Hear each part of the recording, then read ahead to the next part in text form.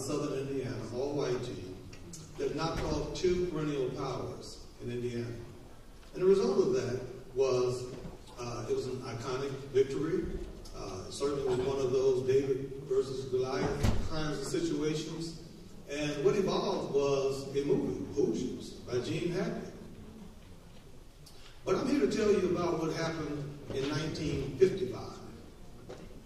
We call them the Forgotten Hoosiers. That was the year where 2 high schools, Indianapolis Christopher Zaddix and Gary Roosevelt High School, competed for the state championship. It was called the game that changed basketball in America. The reason is that it was the first time that 2 all-black high schools in the United States competed for a state championship. This is the kind of news that we want to share with family.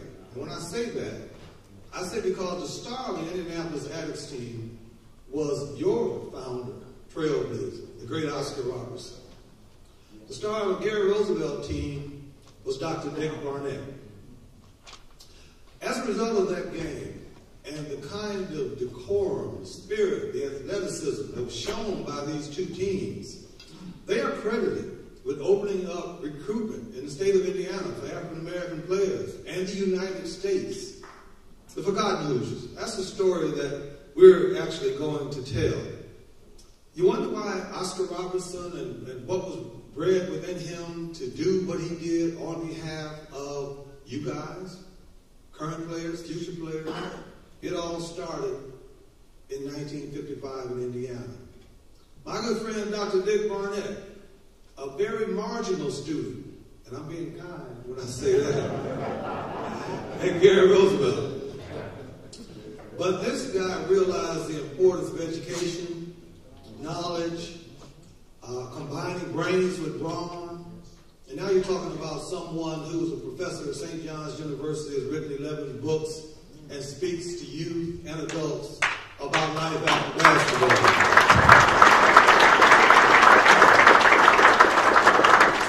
Now I'm going to go quickly back to 1955.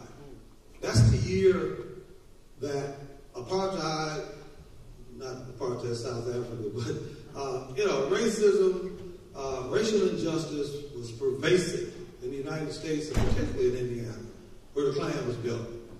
And where the Klan built, bought, and paid for Indianapolis Zaddix High School so that blacks would not go to the Indiana public schools. Gary Roosevelt, Dr. Barnett's high school, and my high school was paid for by the Gary school system to house blacks in the urban inner area of Gary, Indiana. It was prior to the Civil Rights Act of 1965, the March on Washington in '63. These 17 and 18-year-old youngsters went down to that southern hotbed of racism in southern Indiana and showed skill and athleticism that hadn't been seen before. But most importantly, particularly in the events that's going on in today's world, they showed a spirit of sportsmanship and decorum that has not been exemplified. That's the story that's going to be told. 1955, Emmett Till was lynched. That was the year that Birmingham church was bombed. It was also, a time when Miss Rosa Parks says, today I'm just not giving up my seat on the front of this bus. So this history is a part of what happened in our American history, and this is the first time that we've had the opportunity to share this story. This is a story that we hope to take to the nation. And so we familiarize you with that. We'll have some information to provide for you, but at this time, it gives me great pleasure to introduce a gentleman who I spoke of previously, who has become not just a basketball player. He is being inducted into the inaugural Small College Hall of Fame. Currently, they're working on a statue at his alma mater, Tennessee State University, to erect at the university. Ladies and gentlemen, your family friend and my friend, please welcome Dr. Dick Barnett.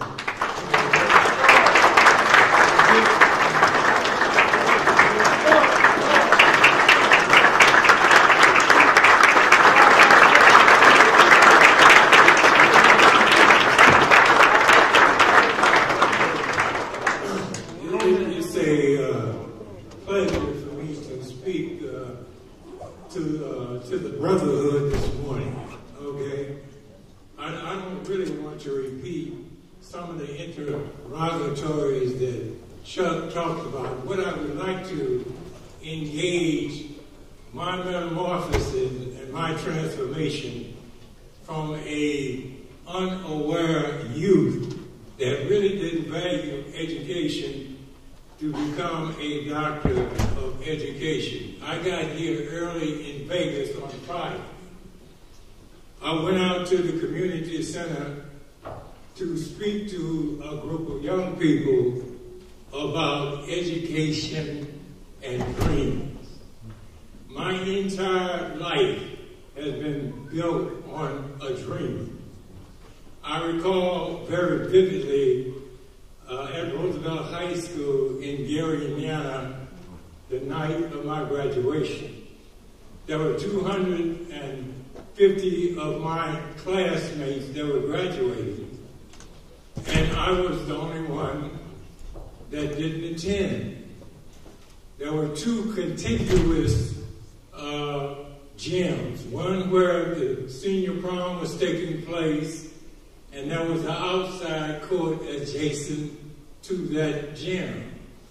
And I was out there by myself playing 101 against the ghosts of tomorrow and the shadows of the future. And as my classmates came into the senior prom, they looked over and saw me and said, "That's Dick Barnett. He's always playing basketball."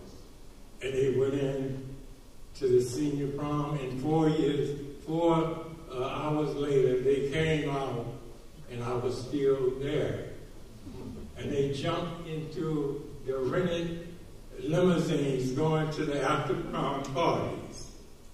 And as the last limousine roared away, and I stood in the courtyard, me and my basketball, me and my dream. And as the darkness began to overtake me, and as the loneliness began to consume me, I still felt sanguine, because I felt my dream and we had a rendezvous with destiny, and that did happen. So when I have a chance to talk to young people about education and dreams and the limitless dimensions of human possibilities, one of the things I talk about is the dream concept that has undergirded my success through the years. And I call them the 5 C's. Consciousness as a black man in America.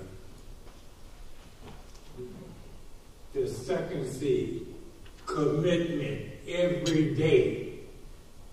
Winter, summer, spring and fall, Christmas, Easter, Thanksgiving, every day.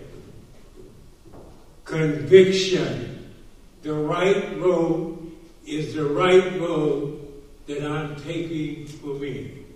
I told young people that you got to do, if you want to live your dream, Martin Luther King said, you got to reach down into the inner chambers of your own soul and sign with the ink and pen of self-assertiveness your own man or womanhood, and sign your own declaration, proclamation.